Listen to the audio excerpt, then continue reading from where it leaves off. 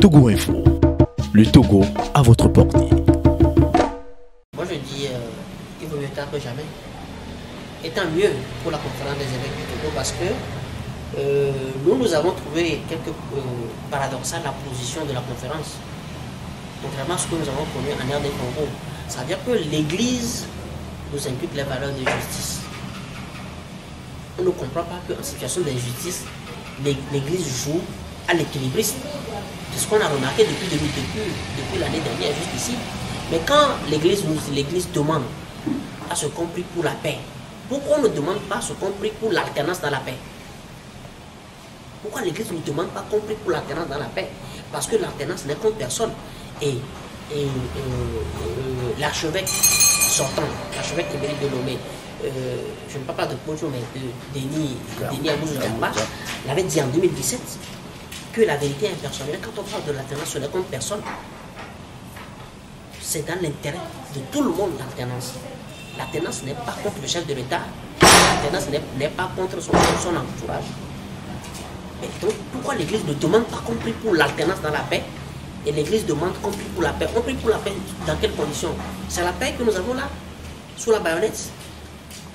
Le silence sous la baïonnette, c'est ça la paix, c'est ça ce que l'Église demande. Bon, si le fait qu'on soit allé séquestrer Monseigneur Pojo, les affaires réveillées, nous espérons que ça va réveiller pour de bon, pour que l'Église joue vraiment son rôle de défenseur des pauvres, de défenseur des opprimés, parce que il n'y a pas autre qualificatif il n'y a pas autre qualificatif à ce que les Togolais vivent que de l'oppression. Il n'y a pas autre qualificatif parce que, regardez, au même moment, qu'on se laisse certains, sans autorisation, brader les rues, empêcher la circulation au nom de la victoire, d'une victoire injuste de quelqu'un, on envoie des gaz lacrymogènes sur des groupuscules qui sont venus dire non, nous ne sommes pas d'accord sur ces résultats qui ont été proclamés. Aujourd'hui, les faits donnent raison aux candidats plaignants. Parce que presque, du moins, c'est les acteurs politiques qui animent aujourd'hui la vie. Presque tous les acteurs politiques qui animent la vie politique. Le débat politique aujourd'hui ont tous convenu que dans ces élections ne sont pas crédibles et qu'il faut carrément annuler ou reprendre le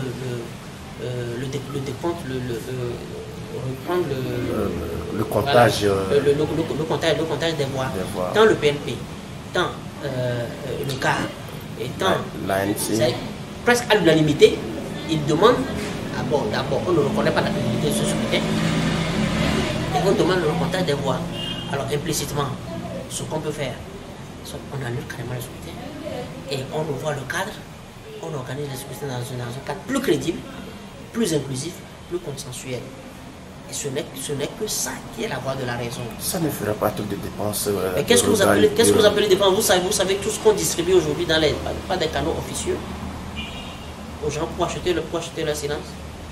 Qu'est-ce que vous appelez? Mais déjà, de toutes les façons, il y a 26 milliards que le Togo on a enregistré dans le passif du Togo en tant que tête et qui n'ont jamais trouvé dont on n'a jamais trouvé la destination. On est parti encore contracter au niveau près pour faire la voie. Vous voulez parler de Lomé-Vaughan? Oui, bien sûr. Et ça, ce n'est que la partie visible de l'iceberg. On a l'actuel ministre de l'Intérieur avait, en son temps, avant qu'il ne soit éjecté du gouvernement, avant le ministère de l'administration. Le ministre de l'Intérieur territorial, il avait pris le devant quand il était au ministère des Finances. On avait fait un emploi obligataire de 41 milliards qui a disparu. Jusqu'aujourd'hui, on ne nous dit pas où sont passés les 41 milliards. Mais tellement de milliards disparaissent par un claquement de doigts. On ne nous dira pas que c'est organiser un scrutin. Mais si on veut vraiment l'organiser, il y a les partenaires internationaux qui sont là nous accompagner. Organiser un scrutin. Moi, ce que je voudrais juste dire, c'est que je crois que c'est également une chance, c'est encore une chance pour le chef de l'État de sortir par la grande porte. Et j'ai toujours parlé d'un plan en solo que Paul Yassimbe aurait. Et même s'il n'en avait pas, je crois que c'est l'occasion pour lui de sortir un plan en solo et de sauver sa carrière politique. Ouais, et de sortir par la grande porte. Si Nkurunziza a choisi de partir, ouais, les gens de Roulo, les Dos Santos, après plus de 30 ans de règne, il a choisi de partir, de faire l'alternance. Kabila, quoique étant héritier au même titre que Faure Gnassingbé, il a choisi, c'est vrai, pas la pression, c'est vrai, mais il a pris de la hauteur, il dit non, que je ne représente plus. Pourquoi est-ce que les gens de l'État tiennent tant à être poussés par la petite porte pour partir? Parce que moi, je le dis, l'une des erreurs de l'opposition, c'est d'avoir participé au scrutin du 22 février dernier.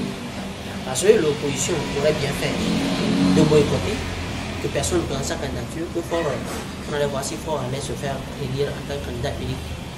L'opposition, en allant à ce scrutin, est allée légitimer une forfaiture, mais il se fait que ça ne passe pas facilement, la pilule ne passe pas facilement, la pilule est restée au travers de la gorge et comme une arête.